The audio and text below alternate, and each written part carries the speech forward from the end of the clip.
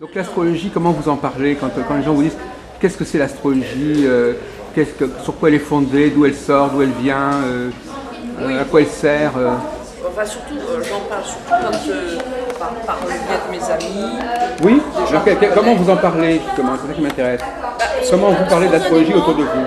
Spontanément, quand je parle avec les gens, que la personnalité m'intéresse, ou alors je dis voilà, mais quel est vous êtes né quand, et à partir de là, est-ce que vous connaissez votre ascendant? Et souvent on me dit oh l'astrologie, mais tiens, pourquoi pas, ça m'intéresserait.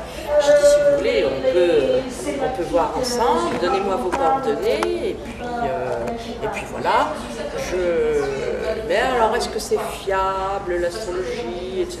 Je dis écoutez, oui,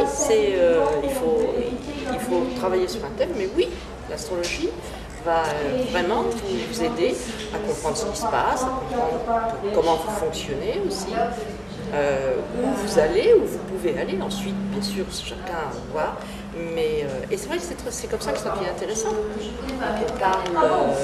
Bon, c'est vrai que je rencontre pas trop de personnes, mais je n'ai pas trop le temps non plus, puisque je m'occupe énormément de ma petite fille, puis il y a un autre bébé à venir. Mais malgré tout, j'ai pas envie de laisser l'astrologie de côté. C'est pour ça que je suis ravie d'être là et de vous avoir rencontré et que vous m'ayez trouvé. Oui, d'accord, mais justement, comme on vous a rencontré, on ne va pas vous lâcher. Donc, effectivement, on va essayer de sortir de vous quelque chose.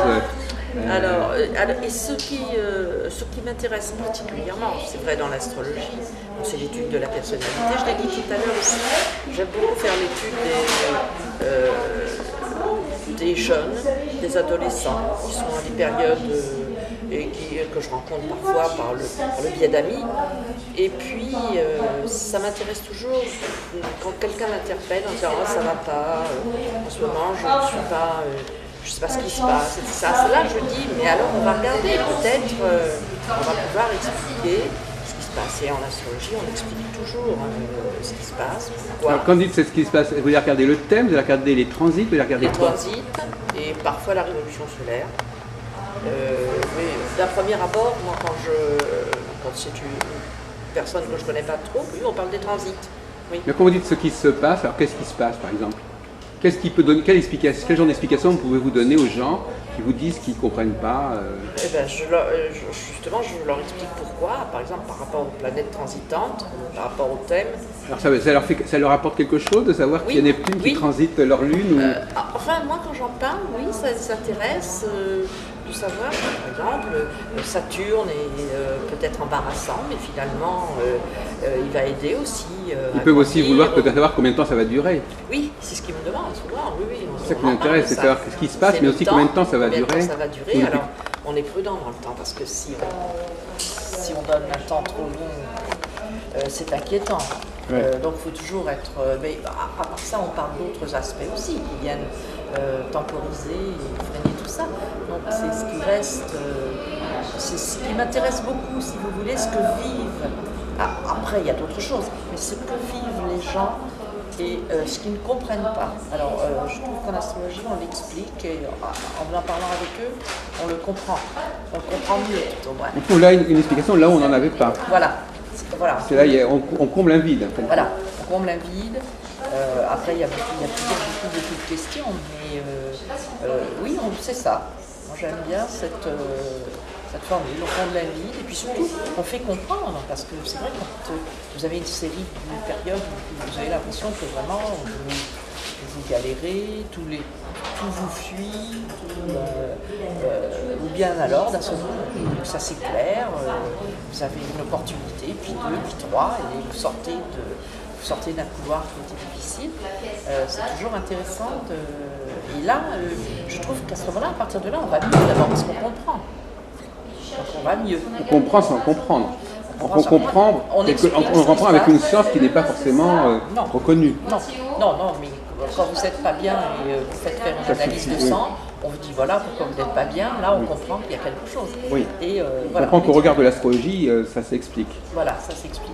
Ça s'explique et c'est quand même très intéressant. Puis c'est pratiquement. Alors restons quand même.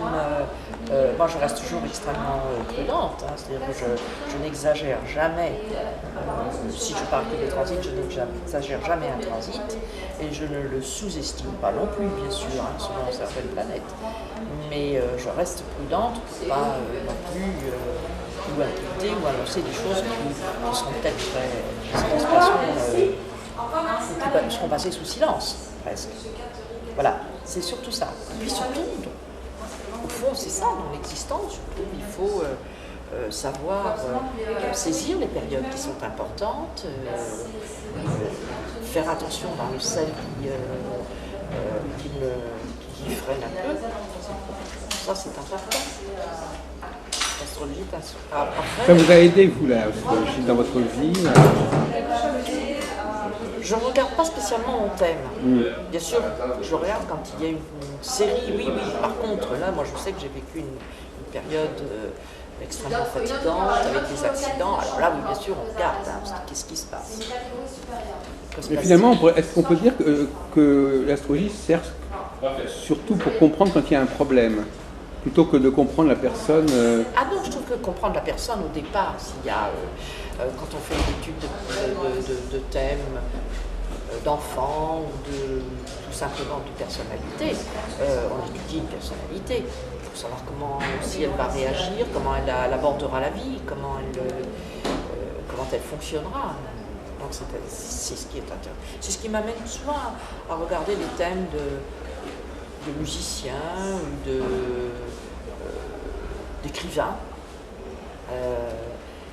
Pourquoi ils ont écrit dans ce style, pourquoi ces musiciens-là ont joué particulièrement, sont intéressés particulièrement à un compositeur. C'est vrai?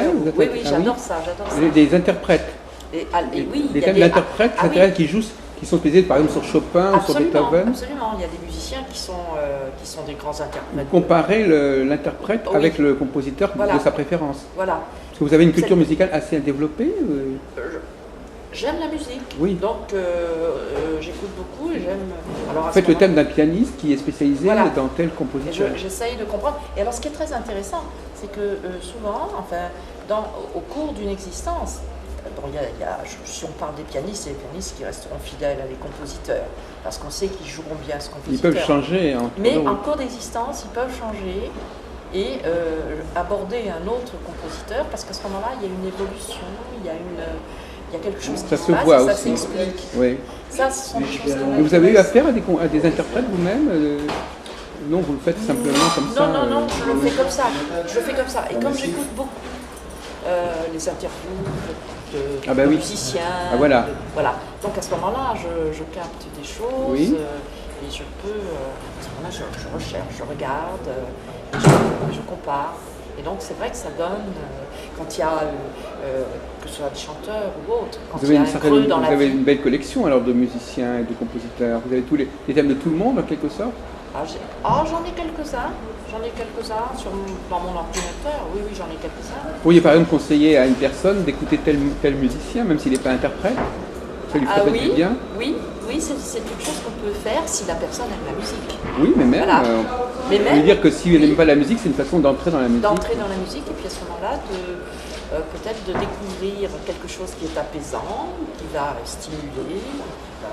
Généralement, quand un pianiste joue, un violoniste joue d'un musicien, vous voyez des connexions entre le thème et la personne en question. Entre le thème et le musicien. Vous voyez toujours un rapport entre le thème de l'instrument, de l'interprète et le thème des compositeurs. Oui, surtout pour arriver à interpréter le jeu d'un compositeur. Pour arriver, il faut avoir un tempérament. Pour certains compositeurs, il faut avoir un tempérament, il faut le jouer. C'est comme s'il y avait à ce moment-là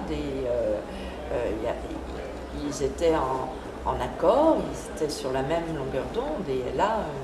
c'est ce que vous observez malgré tout. Oui, c'est ce que j'observe. Vous observez que c'est pas par hasard que tel pianiste joue Chopin ou Beethoven ou Stravinsky. Non, je pense qu'il y a une affinité Oui. qui correspond aussi. Ouais, d'accord. Voilà, ça particulièrement c'est intéressant. Il y a une chose que j'aurais bien aimé, au moins, j'ai jamais eu le temps. J'aurais aimé étudier les thèmes des gens du cirque, curieusement. Dans quel esprit, dans quel sens? De voir s'ils ont des points communs? Oui, pour retrouver cette famille du cirque, c'est quelque chose que j'ai jamais eu le temps de faire. Vous avez une affinité avec le cirque? Vous avez été clown dans votre vie? Non, mais je trouve ça intéressant, ces gens qui vivent entre eux, de ce travail, du domptage des clowns. Vous présumez qu'il y a quelque chose qui les rapproche au niveau de leur thème? Qui les relie sûrement. Oui. Ah oui. Vous ne savez pas quoi? Vous avez une petite hypothèse? Non, j'ai jamais fait. Vous pourriez l'imaginer? Je le ferai peut-être après.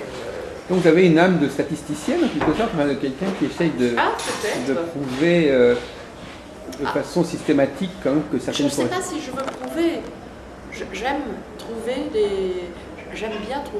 des relations. C'est une façon de chercher aussi quelque chose qui m'intéresse.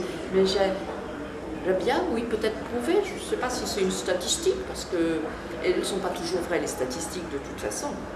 Et comme je vous expliquais, souvent un musicien, au cours de sa vie, va changer. Et je suppose que quand vous étudiez des couples aussi, vous essayez de voir pourquoi ils sont ensemble. Ah oui, les couples, oui. Pourquoi ils ne vivent plus ensemble aussi? Oui, alors pourquoi ils n'ont plus ensemble? Parce qu'il y a quelque chose qui s'est passé? Eh oui, à un moment, il y a eu... je parle dans quelque chose de sérieux, hein, pas ceux qui se séparent comme ça, oui. Sur une petite... oui, à un moment, je pense qu'il y a une...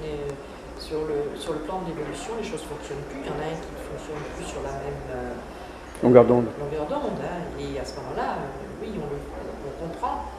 Et puis il y a les couples qui vont rester ensemble et qui ne fonctionnent pas non plus sur la même longueur d'onde à un moment, mais qui eux ont décidé quand même de continuer le parcours. Ils s'acharnent. Mais peut-être qu'à un moment donné, ça va s'arranger.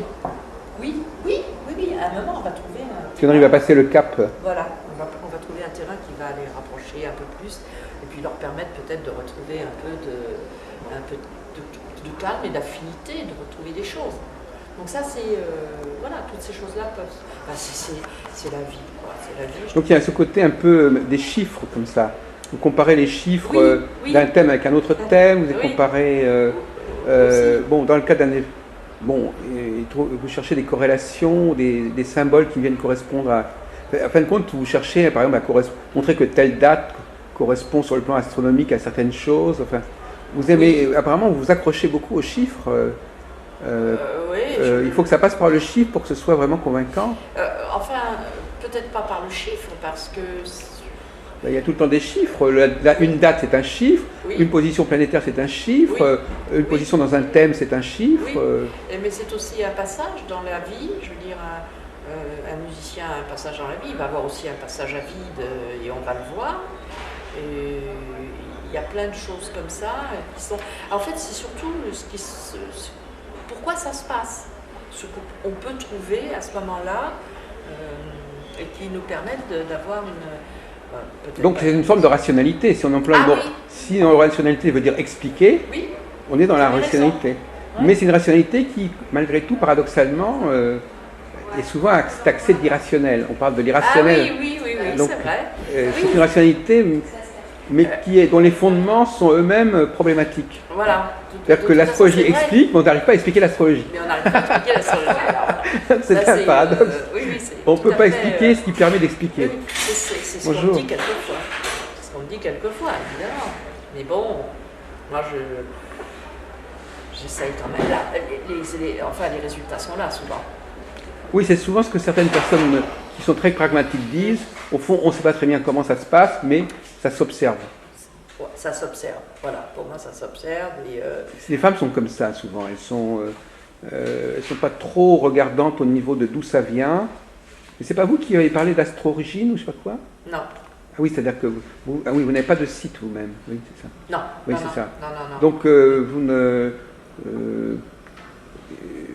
on ne sait pas trop bien d'où ça vient, mais on sait que ça marche. Oui, on sait, oui, quand même, ça fonctionne. On sait bien que c'est enseigné depuis... Oui. et que ça a traversé les temps, tout ça, c'est la durée des choses, c'est ce qui est en un... Oui, oui. Alors bien sûr, après, il y a des désaccords. Il y a des désaccords de scientifiques aussi, hein, qui sont pas, qui contestent.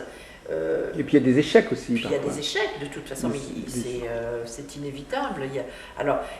Il y a des échecs aussi, peut-être, si vous voulez, déclenchés par des astrologues. Qui vont au-delà des capacités, des facultés, des possibilités. Il faut rester quand même, bon sens d'avoir regardé, parce que après on peut essayer soi-même, mais sans divulguer ou sans donner tous les résultats comme ça, parce que là c'est dangereux. Et c'est dangereux aussi pour l'astrologie à la limite, parce que ça la déconsidère aussi. Oui. Voilà, complètement, c'est dangereux.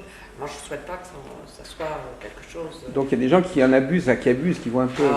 qui en usent trop. Oui, mais bon, ça c'est le propre de l'être humain. Oui. Il y en aura toujours dans tous les domaines. Les têtes brûlées un peu. Mais parfois c'est contagieux. Il y a des gens, comme on l'a vu par exemple, là, il y a des gens qui... Tout le monde s'excite mutuellement et tout le monde parie ensemble et puis c'est les moutons de Panurge. Bah oui, tout le monde va dans le Louvre. On s'attendrait plutôt à rencontrer des gens quand même intelligents. Oui, il y a des cas où il y a des limitations qui sont dépassées, des garde-fous qui sont levés, comme ce qui s'est passé cette année. Malheureusement, l'année 2010 ne sera pas une bonne année pour les astrologues, parce qu'ils sont quand même été... Ils ont été trop... oui, et en même temps on les comprend, parce que c'est une configuration quand même qui est très forte. Qui est très forte. Qui est très marquante. Mais malgré tout, je pense qu'il faut rester prudent, vigilant. Moi, je ne sais pas comment ils ont travaillé non plus sur ce... vous savez, c'est pas difficile. Hein, c'est 3 signes cardinaux, début de signes cardinaux, en carré ou en opposition. Ça paraissait à tout le monde détonnant. C'est détonnant. Et malheureusement, moi de toute façon, j'étais pas du tout d'accord, parce que je ne m'intéresse pas du tout à cette forme d'astrologie. D'abord, je ne pense pas qu'il faille mélanger toutes les planètes entre elles. Voilà. Je pense qu'il faut étudier un cycle d'une certaine planète, par les moments par lesquels elle passe. Maintenant, combiner telle et telle planète ensemble, c'est pas mon truc. Oui. Et là c'était au niveau, c'était l'astrologie mondiale. Oui. C'est aussi très particulier. Il faut être surtout sur l'astrologie mondiale. Déjà, je pense qu'il faudrait...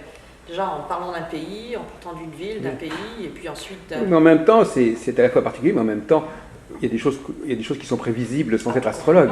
Donc, c'est pour ça que même quand on a un succès en astrologie mondiale, c'est pas évident, parce qu'on se dit, mais c'était pas la peine d'être astrologue pour le dire. Mais non. En vrai, annoncer quelqu'un gagne aux élections, c'est pas un miracle. C'est pas un miracle.